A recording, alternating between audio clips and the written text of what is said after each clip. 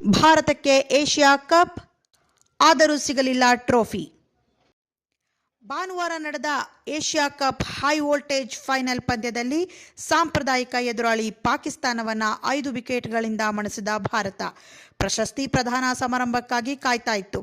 ಆದರೆ ವಿಜೇತರು ಟ್ರೋಫಿಯನ್ನು ಯಾರು ನೀಡುತ್ತಾರೆ ಎಂದು ಭಾರತ ತಂಡದ ಆಡಳಿತ ಮಂಡಳಿ ವಿಚಾರಿಸಿದಾಗ ಅದು ಐಸಿಸಿ ಮುಖ್ಯಸ್ಥ ಮೊಹಿನ್ ನಖ್ವಿ ಎಂದು ತಿಳಿದುಬಂತು.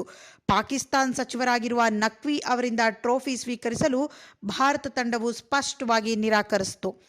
ಇನ್ನು ಏಷ್ಯಾ ಕಪ್ ಫೈನಲ್ ಫೋಟೋಶೂಟ್ನಲ್ಲಿ ಭಾಗವಹಿಸದ ಮೂಲಕ ಟೀಂ ಇಂಡಿಯಾ ನಾಯಕ ಸೂರ್ಯಕುಮಾರ್ ಯಾದವ್ ಮತ್ತೊಮ್ಮೆ ಸುದ್ದಿಯಾಗಿದ್ದಾರೆ.